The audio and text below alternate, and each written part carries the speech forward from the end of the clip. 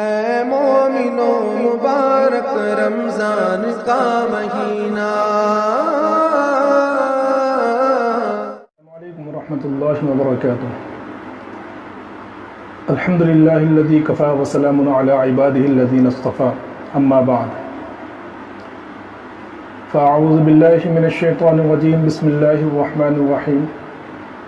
یا ایہا الذین آمنوا کتب علیکم الصیام کما کتب علی الذین من قبلکم لعلکم تتقون، صدق اللہ العظیم۔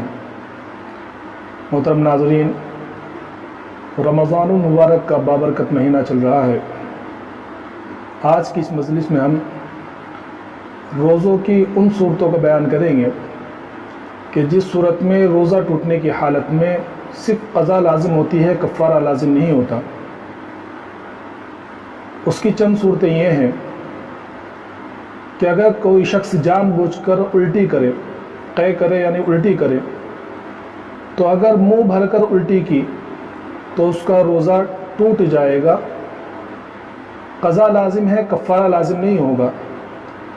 اور اگر جان بوجھ کر قے کی یعنی الٹی کی اور منہ بھر کر الٹی نہیں ہوئی تو امام محمد رحمۃ اللہ علیہ کے نزدیک اس صورت میں بھی اس کا روزہ ٹوٹ جائے گا۔ امام ابو یوسف رحمۃ اللہ علیہ کہتے ہیں کہ اس صورت میں روزہ نہیں ٹوٹے گا۔ اگر روزے کی حالت میں کسی کی نقصیر پھوٹ گئی یعنی ناک سے خون نکلا، تو اگر یہ خون حلق کے راستے میں اس کے پیٹ میں چلا گیا، حلق کے راستے یا حلق میں چلا گیا، تو اس صورت میں بھی روزہ ٹوٹ جائے گا، قضا لازم ہوگی، کفارہ لازم نہیں ہوگا۔ اگر کوئی شخص روزے کی حالت میں رات میں اگر کوئی شخص منہ میں پان دبا کر سو گیا، یا صبح سحری کی اور سحری کرنے کے بعد ابھی وقت ختم نہیں ہوا تھا، سحری کی اور منہ میں پان دبا کر سو گیا اور اسی حالت میں اس نے صبح کر لی، تو اس کا روزہ نہیں ہوا، روزہ ٹوٹ جائے گا، لیکن قضا لازم ہے، کفارہ لازم نہیں ہوگا۔ اگر کوئی شخص کلی کر رہا تھا اور کلی کرتے ہوئے پانی حلق میں چلا گیا،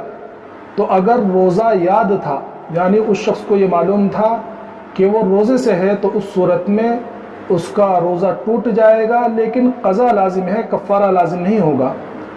اور اگر کلی کرتے ہوئے پانی حلق میں چلا گیا لیکن اس کو یاد نہیں تھا کہ وہ روزے سے ہے، تو اس صورت میں اس کا روزہ نہیں ٹوٹے گا۔ اگر کوئی شخص کان میں یا ناک میں تیل یا دوا ڈالے تو اس صورت میں بھی اس کا روزہ ٹوٹ جائے گا، قضا لازم ہے، کفارہ لازم نہیں ہوگا۔ اگر درد کی حالت میں اس کو درد ہو رہا تھا، درد کی حالت میں اس نے درد کا کیپسول حلق میں ڈالا، تو اس صورت میں بھی روزہ ٹوٹ جائے گا، قضا لازم ہے، کفارہ لازم نہیں ہوگا۔ اگر کوئی شخص غلطی سے روزے کو توڑ دے یا کوئی دوسرا شخص اس کو دھمکی دے اور دھمکی دلوا کر اور دھمکی دے کر اس سے روزہ توڑوائے کہ تو روزہ توڑ دے، تو اس صورت میں اگر اس نے روزہ توڑ دیا تو بھی اس صورت میں قضا لازم ہوگی، کفارہ لازم نہیں ہوگا۔ اگر کوئی شخص یا روزے دار پتھر یا بے فائدہ مٹی کھائے تو اس صورت میں بھی اس کو روزہ ٹوٹ جائے گا، قضا لازم ہوگی، کفارہ لازم نہیں ہوگا۔ مسوڑوں سے خون نکل کر بیماری ہوتی ہے، تو اگر مسوڑے سے خون نکل رہا ہے اور مسوڑوں سے خون نکل کر اس کے حلق میں چلا جائے تو اس صورت میں بھی روزہ ٹوٹ جائے گا، قضا لازم ہوگی، کفارہ لازم نہیں ہوگا۔ روزے کی حالت میں اگر کوئی شخص بیڑی یا سگریٹ پیے تو اس حالت میں بھی اس کا روزہ ٹوٹ جائے گا، لیکن صرف قضا لازم ہوگی، کفارہ لازم نہیں ہوگا۔ اگر کوئی شخص روزے کی حالت میں اس شخص کے ناک میں یا حلق میں اگر بتی کا دھواں چلا گیا تو اس صورت میں بھی اس کا روزہ ٹوٹ جائے گا،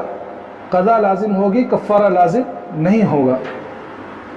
اگر کوئی شخص اپنی بیوی کے ساتھ دل لگی کر رہا تھا، بوس و کنار کر رہا تھا، اس حالت میں اگر اس کا انزال ہو گیا یعنی اس کا پانی نکل گیا تو اس صورت میں جو ہے اس کا روزہ ٹوٹ جائے گا، لیکن صرف قضا لازم ہوگی، کفارہ لازم نہیں ہوگا۔ احتلام ہو جانے سے یعنی نائٹ فال ہو جانے سے روزہ نہیں ٹوٹتا، لیکن اگر کوئی شخص